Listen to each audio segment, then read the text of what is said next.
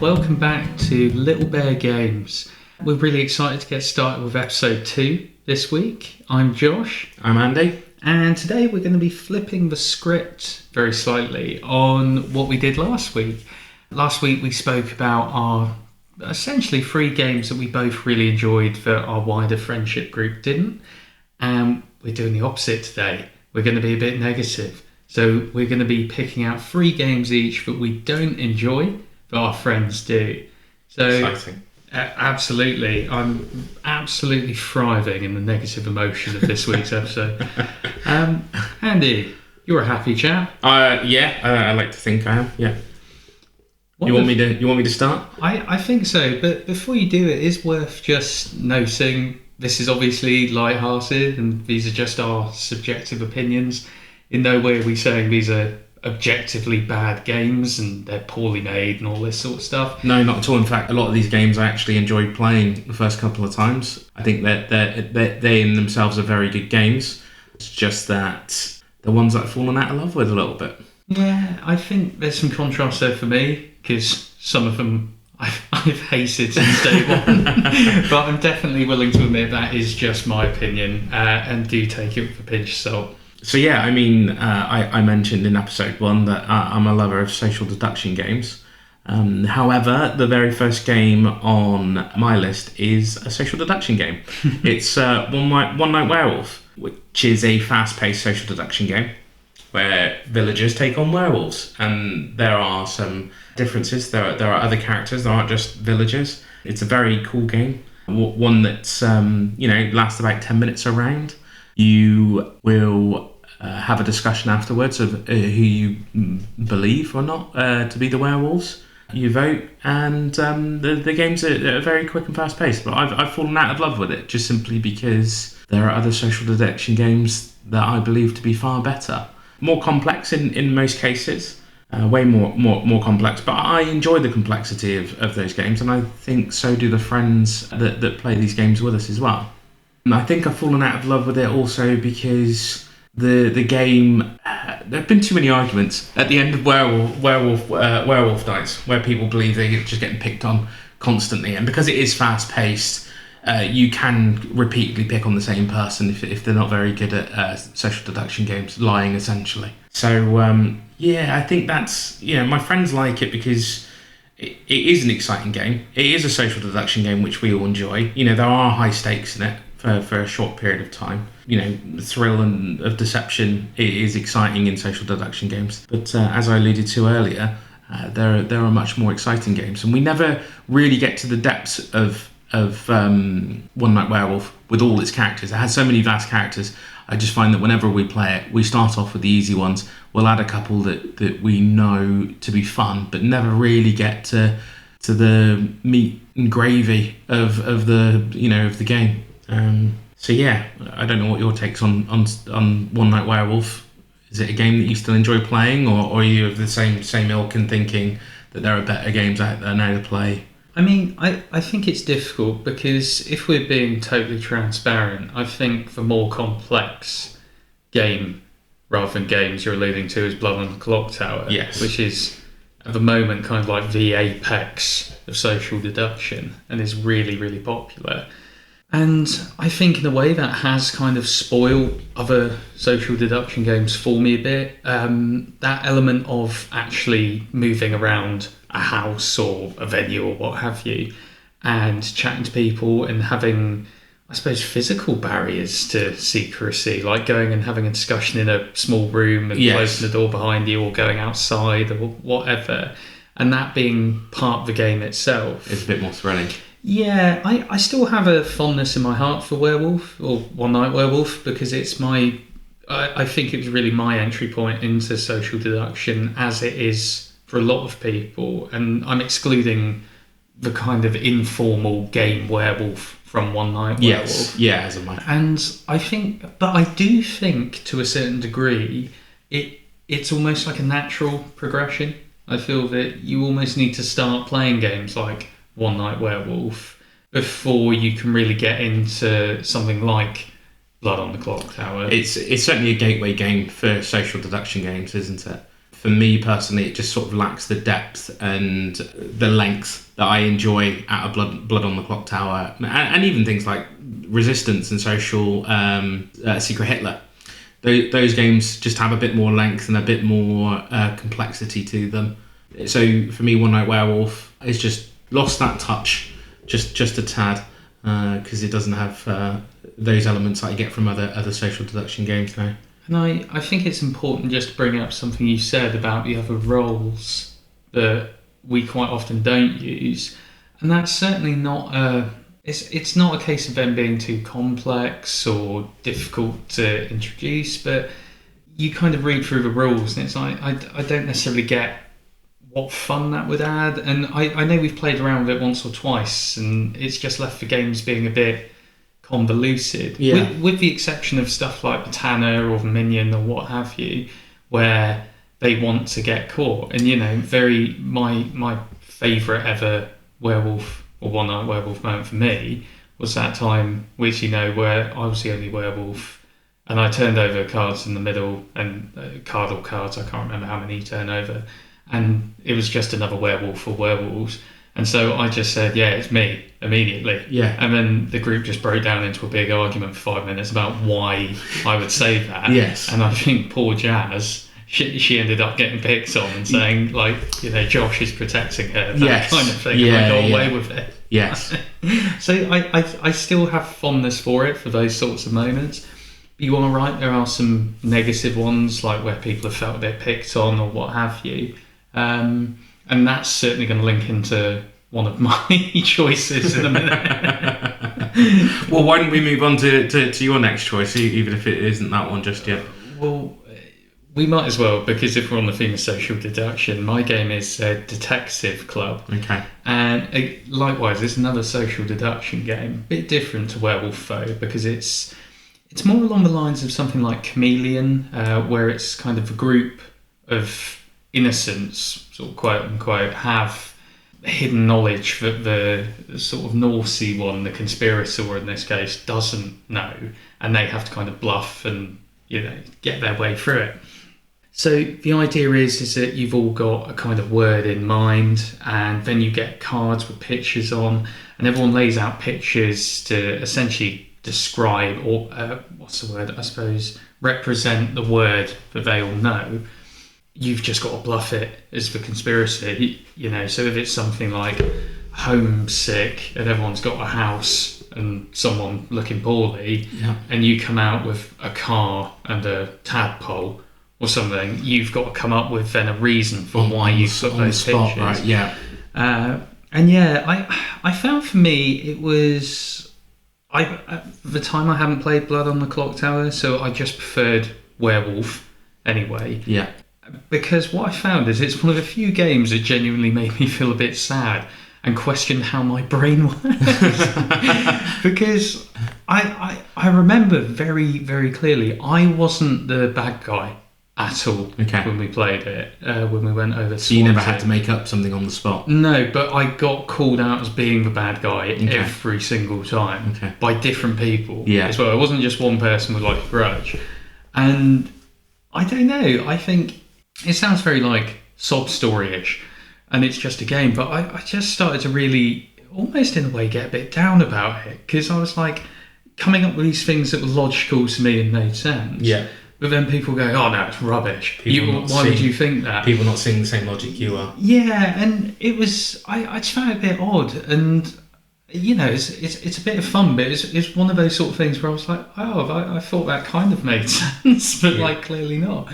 And of course, the actual bad guys were laughing all the way home in terms of victory points, because I kept getting called out as being the bad guy. Yeah. You were the Tanner in this case, almost to the One Night Werewolf reference. Yeah, but not intentionally. No, not at all. And it was funny actually, because I think you would agree with me on this. Like normally when I play social deduction games, I play with you, and it's not a case without being big-headed that I'm bad at them, because I'm pretty good at that sort of stuff. Yes. But it was just weird. I just found it totally inaccessible.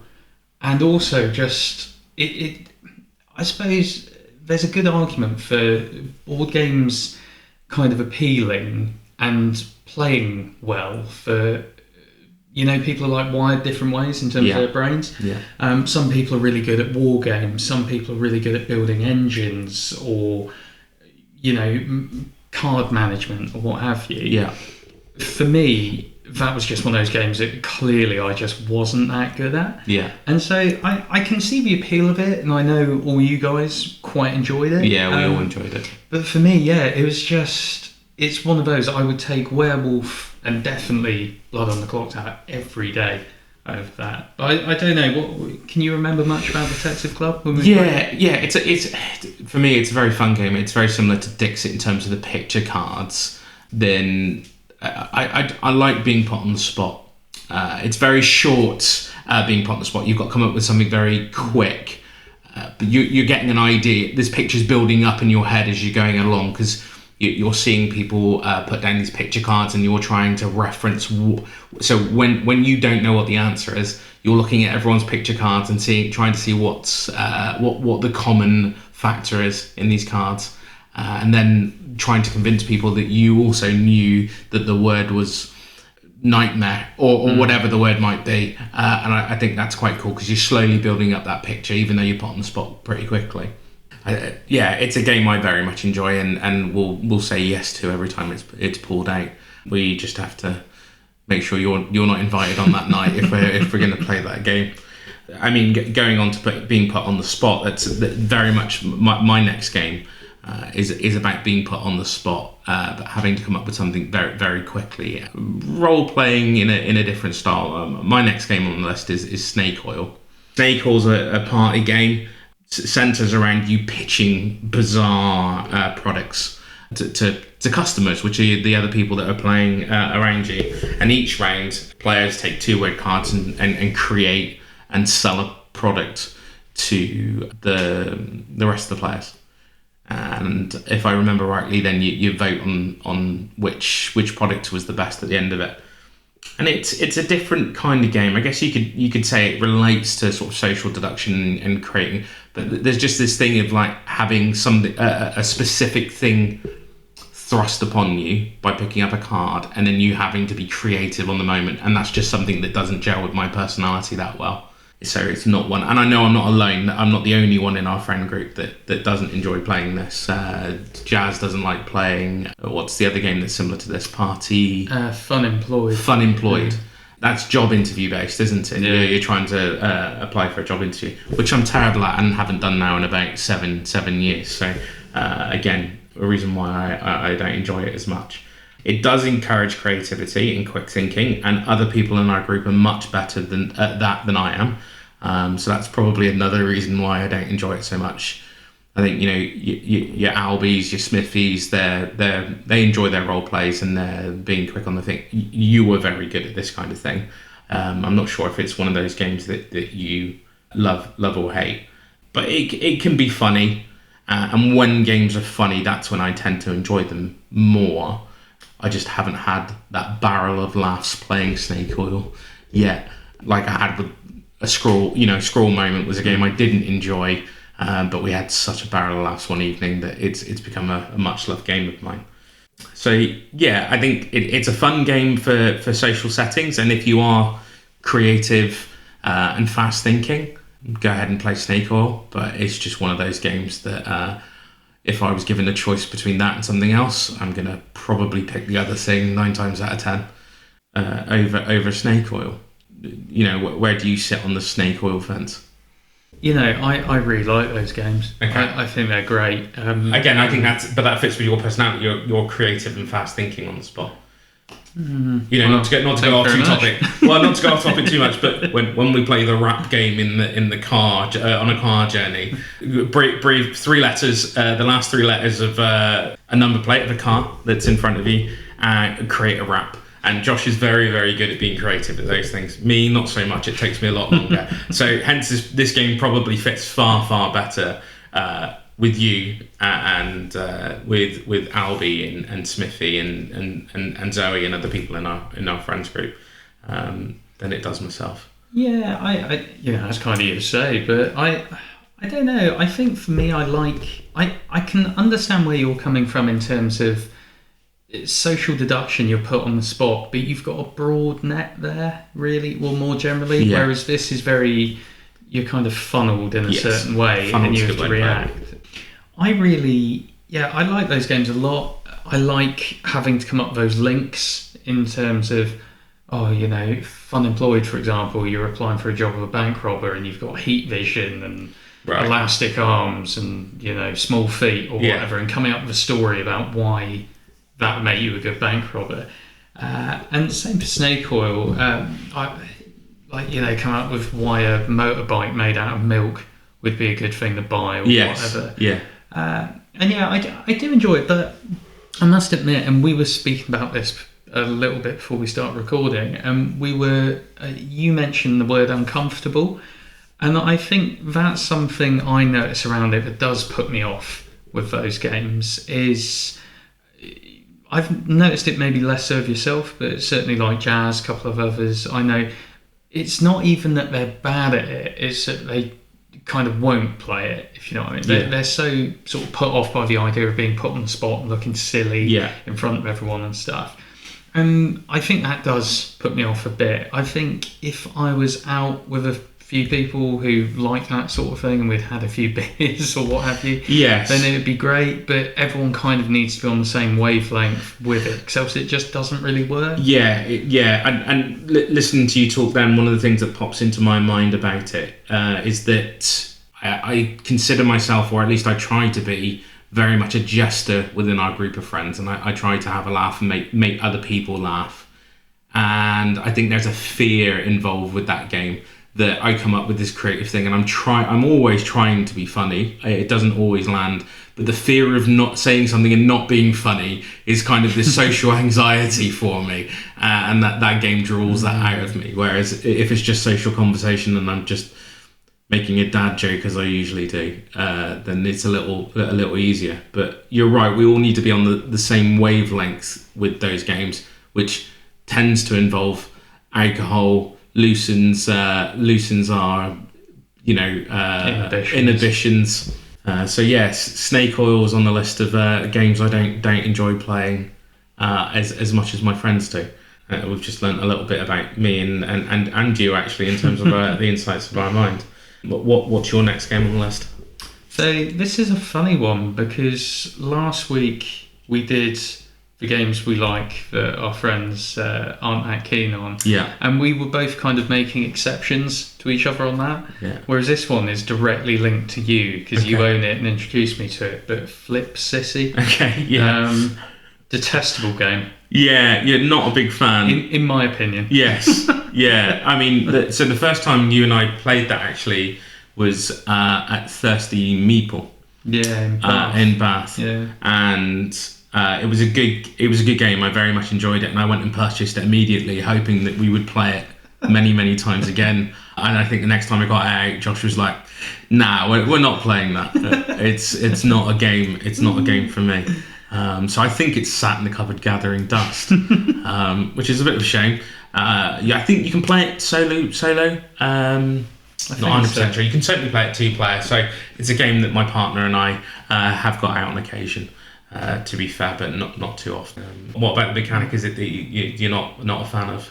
So it's a few things. I mean, to start with, the artwork just doesn't appeal to me. Okay. I don't, and I'm the guy who stuck up for Dominant Species last week. And there's just something a bit bland and sort of. It's a bit 8-bit game, like it's a bit phone gamey graphics, but without the charm, in my opinion. Okay. The artwork and. There's some really good sissy kind of planning games out there. Yeah. And I didn't really love the theme necessarily of kind of building hospitals and power plants and that kind of stuff. It's a push your luck game, isn't it? So you are basically drawing cards from your hand. They're two-sided, so you have to keep them face up. And you are drawing cards, and if you draw too many sad faces, then you don't score any points that round, basically. So it's do you push your luck, don't you? And I'm the kind of person that always pushes my luck way too far. So I think it's interesting, the push your luck thing, because the cards are face up as such, because they're double-sided. You always know what's on top of your deck. But a lot of the bad cards are the second it's on top of your deck, You have to play it. Yeah. And I think it's quite a deeply rooted sort of issue for me, is the push your luck thing alongside deck building. Right. In terms of... I thought we were going to go with a childhood story then when you said like deeply rooted. No, we'll save that for episode 3. But it's that element of you're pushing your luck, you're playing these cards, and you said a second ago you don't score any points if you go bust, but it's not just that. Your turn ends completely. Yes. That's it, you're done. As is the case with deck builders, it's quite easy to get analysis paralysis because you're looking for the most efficient way to play your cards and that sort of stuff. And I just found with that game, I was getting so bored because you'd have your turn and then you'd wait for everyone else to have their turns. Right. And in some cases that could take ages because people are deliberating over, do I play my next card? Do I not? How far do I want to push my luck? And you can, or in some cases they get really lucky and their turn lasts for ages and that kind of stuff. And then it gets back to you and you go bust in like a couple of cards. Yeah. And then you sit there and wait again. Okay. And that's what I found with it. It just, I just found it very laborious. That's fair, and that's why it sits in the cupboard gallery. It's not. It's not one that we've tried with our wider group. To be fair, that was just 4 of us, and seeing as you hate it so much, I don't think we've just ever got the game out again. Maybe we need to try it again. I'd definitely be up for trying it again. I've played it once, and I'm always willing to give stuff another go. Yes. Yeah, I just maybe it will click this time. I hope so. Yeah, fair enough. Another card game on my list of games that I don't enjoy playing as much. My next one is the Mind, which is a cooperative card game, which is fun, where you play cards in ascending order without speaking to each other. So you play this game in silence. You have a hand of cards, and the idea is to get from the lowest card to the highest card without telling each other. If somebody plays a card from their hand that is higher than one that you have in your hand, you kind of fail the mission. You have a couple of lives, so you have a couple of attempts at it. It's a fun game. I did enjoy it. I just think it's a game that can, even though you don't speak, be broken quite easily. As it is a card that you sort of play in ascending order, I tend to just count from 1 to 100 in my head very slowly.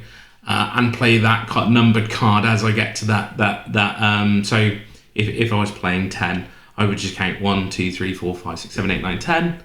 Play the 10th card, then the 15th card, and so on.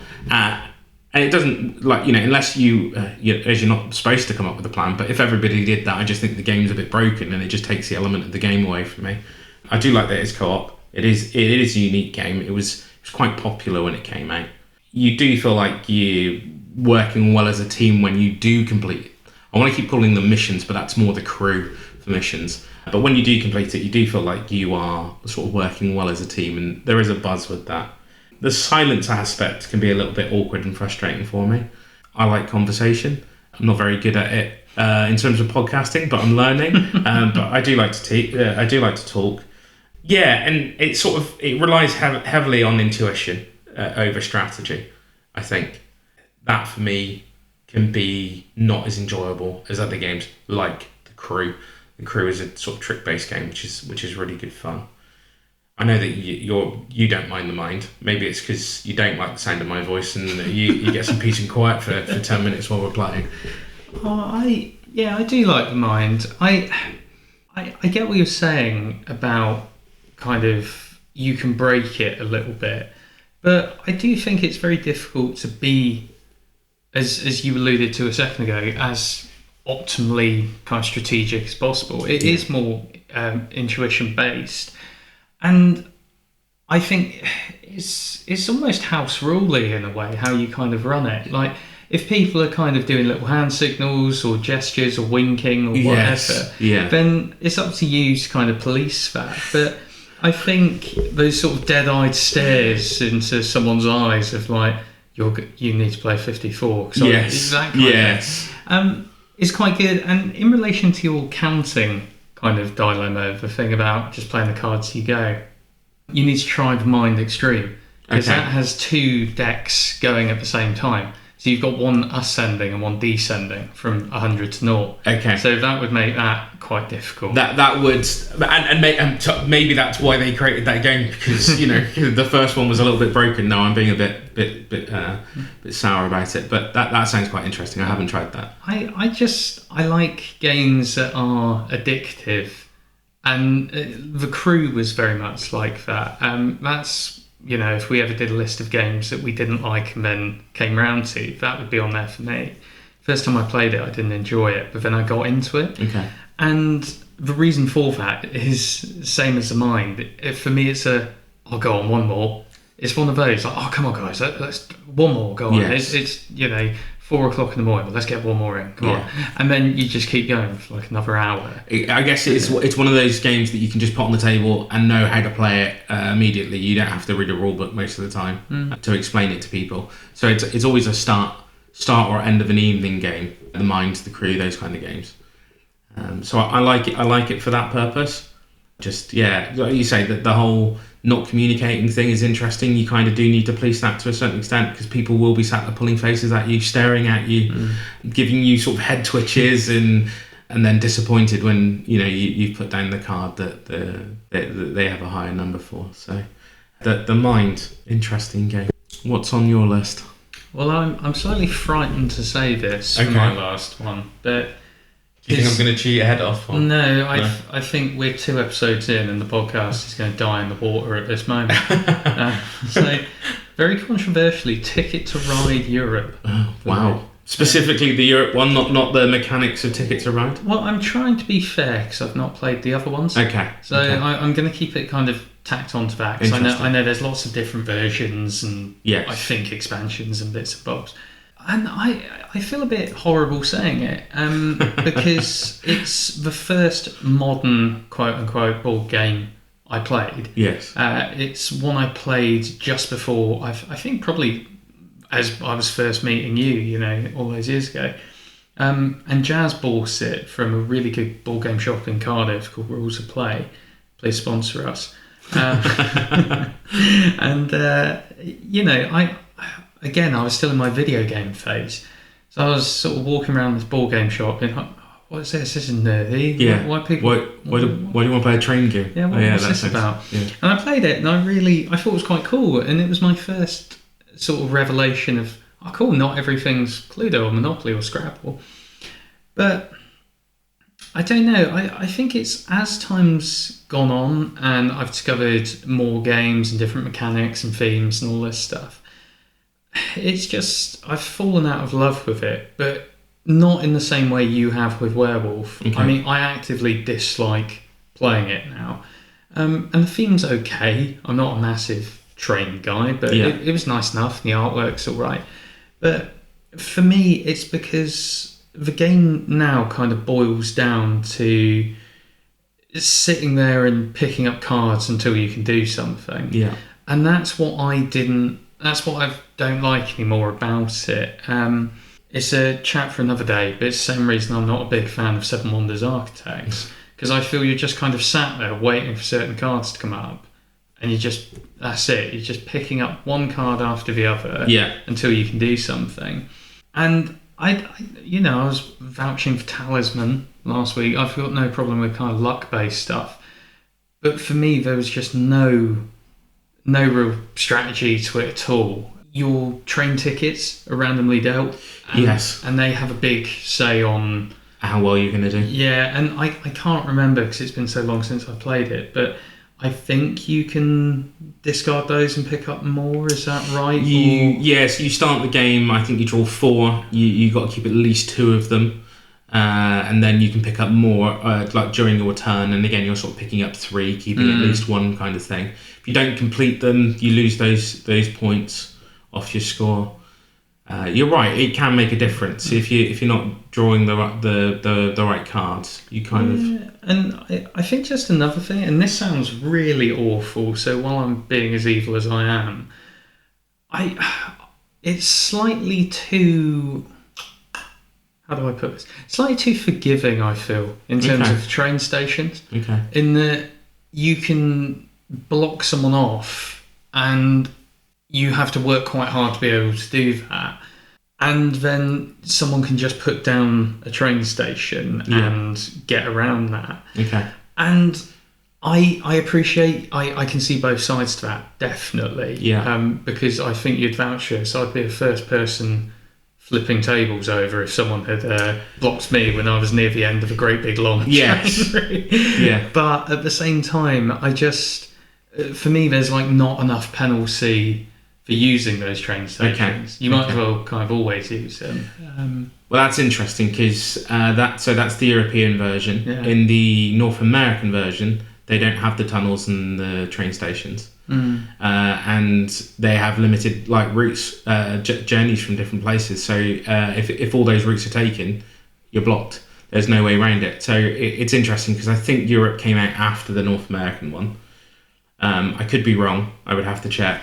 And maybe they changed it for just that reason. Or maybe it's the other way around. Maybe they made it harder so that you could block people. The North American one is a little bit more competitive. You can stop people and then, they have to go the longer route. But that can also work in your favour because you are looking to get the longest train. That gives you 10 extra points. And usually that determines the winner. But last time I played, I did get the longest train, but I still managed to lose. That was the first time for us. I think just to kind of jump in there, that's a point as well, is for me there's consistency in winning patterns as well. And again, it's not something sort of go into now, but like the game that first springs to mind when I say that, it's like Feast for Odin. That's why I got really tired of that, was I found personally, and I know I've looked online, there's lots of people who disagree with this, but I found that there was a couple of strategies you could do every time and you're pretty much guaranteed to win. So it was just kind of who did that one thing the best, rather than most efficiently. Rather than say something like Stone Age, which I love. Yes. Which you can kind of win through various different means. You certainly can. Focus on different stuff. But Ticket to Ride Europe for me, it's always whoever has got that. There's that like long stretch. I can't remember what country it's from, but it's from like Europe into like Russia. Yeah. And I think it's 8-9 characters. It's one of the big trains. Yeah, I think there's only one like with 8 or 9 characters on it. Yeah, and it's really hard to get. But generally, whenever I've played, whoever's got that has won the game. Has won the game. Yeah. It's similar with the long train. I don't know if that's in the European one. I can't remember if I played the European one. But yeah, usually whoever gets the longest train tends to be the person that comes out on top. Unless you played badly like I did last time. I got beaten by 11-year-olds, so I'm not bitter about it. No, I'm just glad that they're getting into gaming and they're enjoying it, to be fair. So, I guess my 3 games were One Night Werewolf, Snake Oil, and The Mind. Yours were Flip Sissy, Ticket to Ride, and Detective Club. Detective Club, bless. And as we say, we know that this is just personal taste. So don't berate us too much if we've said something about a game that you absolutely love. It's all personal taste. So yeah. Perfect. Thank you so much for listening, everyone. Hopefully you've enjoyed that and you're sticking with us on this journey, just not on a train across Russia. And we'll see you next week. I don't know what we're going to be discussing next week, but hopefully we'll have more of a positive spin on things rather than just raging about plastic trains and deck building sissies and being bullied as a detective. If you're one of our first listeners, maybe you can email us at mail@beargames.co.uk and give us a suggestion as to what we might be able to cover. We would absolutely love to hear from you. Take care. Before you leave, you must know you are beloved. Before you leave, remember I